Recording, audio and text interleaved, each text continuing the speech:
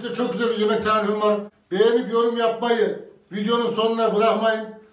Hem malzemeyi tanıtıyoruz hem de yemeğimizi yapmaya başlıyoruz. Burada 600 gram dana kıymamız var. Burada bir tutam maydanozumuz var.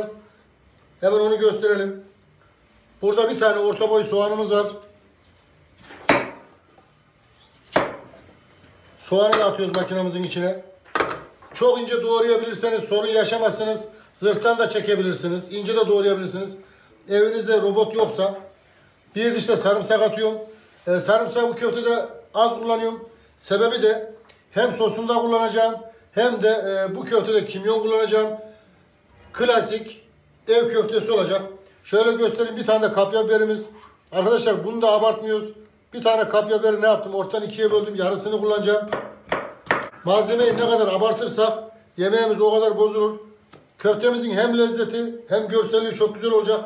Önce bunu bir robottan çekeceğiz. Robottan çekerken de robotu bir aç bir kapa yapacağız. Üzerinde olan iriler ne yapacak? Dibine çökecek. Şöyle gösterelim. Robottan malzemeyi çektik. Size önerim, çok iri olursa zırhlayabilirsiniz. Kıymamızın içine 3 yemek kaşığı bir galetonu döküyoruz.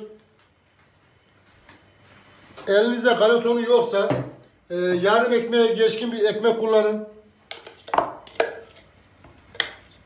Robottan çektiğimiz malzemeyi ne yapıyoruz? Tamamını köftemizin içine, kıymamızın içine boşaltıyoruz.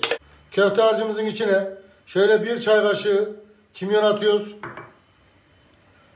1 çay kaşığı pul biber atıyoruz. 1 çay kaşığı karabiber atıyoruz. Göz kararı tuz atıyoruz. Şöyle bakıyorum. 3 çay kaşığı da tuz atıyorum. Baharatları kattım.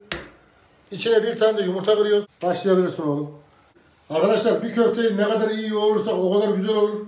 Hafiften bir donluk var kıymada. Şimdi yoğura yoğura ne yapacağız? 2 dakikada kıymamız açılacak. Baharatlar da zaten daha çabuk açılmasını sağlar. Köftemizi iyice yoğurduk. Şöyle bir gösterelim. Şimdi bunu dolaba atacağız. Ortalama yarım saat dinlendireceğiz. Köftemiz dinlenirken de biz malzemesini doğrayacağız. Buraya geldi malzemeyi doğramaya. Sarımsağın aslı burada. Tabi bu yemekte sarımsak kokusu olmayacak. Çok güzel bir aroması olacak. Sarımsak ayrı duracak malzemelerden. Biraz malzemelerimiz iri olacak. 5 kişiye 2 tane orta boy soğan olarak hesaplayacağız. Sıra geldi kapya bibere. Şöyle bir göstereyim arkadaşlar. Çok fazla ince doğramayın. Görselliğini kaçırmayın. Bu da köfteden artan biber. Bu yemekte isterseniz kabak, patlıcan hepsini kullanabilirsiniz. Uğraşmayalım derseniz bu malzeme yeterli. Hemen bir tane de havuç. Havucu da aynı şekilde doğrayacağız. Tabi havuçlar biberlere göre biraz daha ince olacak. Arkadaşlar burada 2 tane de patatesimiz var. Patatesler de elma dilim olacak. Yemeğin yanında servis yapmak için. Şöyle bir gösterelim. Köfteyi dolaptan getirdik. Hemen elimizi bir ıslıyoruz. İstediğimiz ölçülerde misafirimizin sayısına göre ne yapıyoruz? Köfteleri porsiyonluyoruz.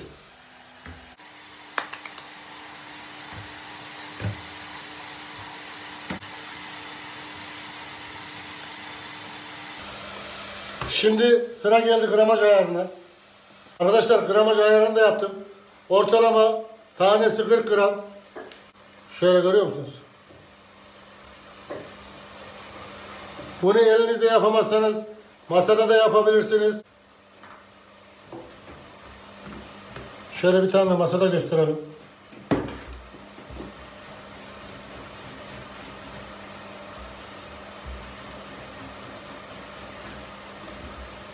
Şekline çok takılmayın. Tavaya girdiği zaman hepsi aynı şekil olur. Tabii köftelerimizin hepsinin yapıldığını göstermeyeceğiz. Sıra geldi diğer işleme. Tavamızın altını yaktık. En yüksek ateşe aldık. Elimizi şöyle tutuyoruz. Elimizin ortası yanmaya başladı. Tabii daha tam istediğim ısıya gelmemiş. Yine de köfteleri atmaya başlayacağım. Özellikle bu tavada pişiriyorum. Her türlü tavada bu köfteyi pişirebilirsiniz.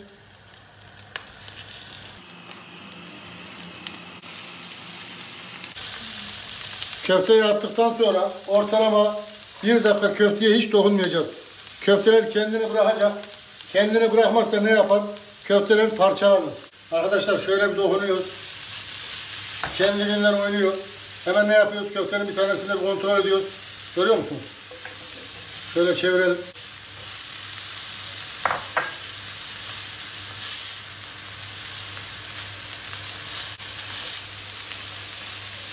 Köftelerin hepsini çevirdim. Köfteleri çevirme esnasında ocağın altını biraz kıstım. Ocağın altını tekrar yükseltiyorum. Ortalama 1,5 dakikada öbür tarafını pişireceğim. Hemen köftemizi bir kontrol ediyoruz. Gördüğünüz gibi arkadaşlar öbür tarafı da oldu. Köfteyi çıkartma zamanı geldi. En yüksek ateşe aldım. Kıymamızın yağ az olduğundan dolayı ne yapıyor? Şimdi buna elinizde hangi yağ varsa ondan. Tabii ki benim size önerim tereyağı varsa tereyağı kullanın. Şimdi dersiniz ki usta yağı çok kattım. Arkadaşlar yağı çok değil. Yağı sebzeleri kavurmada kullanacağım.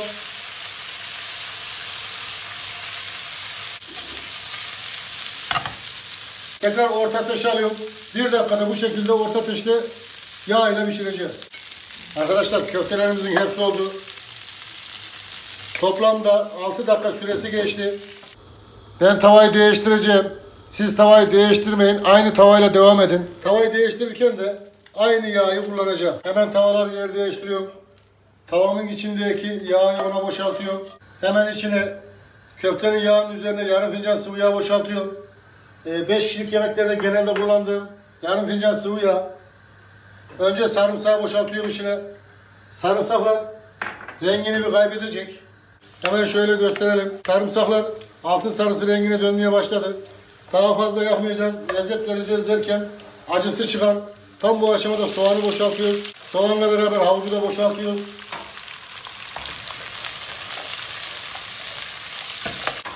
Arkadaşlar işimizin daha çabuk bitmesi için hemen buna bir tane kapak kapatacağız.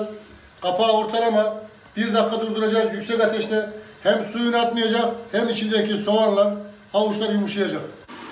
Hemen kapağı açıyoruz. Şöyle bir sallayalım. Ortalama 1 dakika geçti. Kapağı kapatıyoruz. Arkadaşlar özellikle dakikayı söyleyin dediğiniz için söylüyorum. 1 dakikada bu şekilde sotelemeye devam edeceğiz.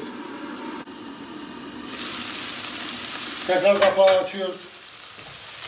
Şöyle bir sallayalım.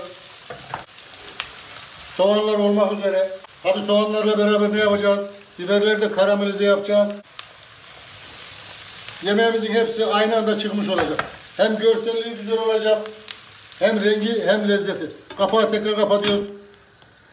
Arkadaşlar ara ara karıştıracağız. Sürekli açıp kapatıp sizi rahatsız etmeyin. Hemen şöyle bir sallayalım. Tam istediğimiz gibi bir görüntü var. Bu aşamada baharatlarını katacağız. Köfte baharatlı olduğu için çok az baharat katacağız. Yarım çay kaşığı karabiber, 1 çay kaşığı da tuz atıyorum. Domates sosu döküyorum. Arkadaşlar domates sosu özellikle en son döktüm.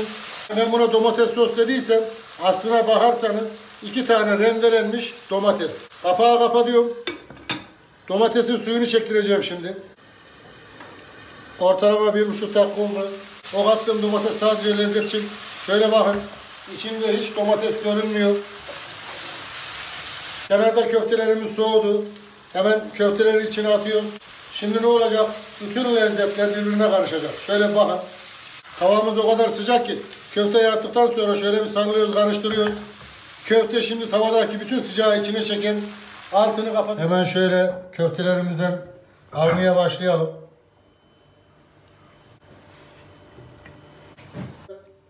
Sebzemizi de koyalım. Sayfamda 1000'in üzerinde yemek tarifi var. Yerli, yabancı hiç fark etmez. Ahmet Şef'in mutfağı yazın. Aradığınız her türlü yemek karşınıza çıkar. Arkadaşlar çıkan yemeği gördünüz. İnşallah hayırlı öğretici video olmuştur. Videoları beğenip yorum yapmayı unutmayın. Ne diyoruz? Kim yapar? Ahmet Şef yapar. Siz isteyin, biz yapalım. Afiyet olsun.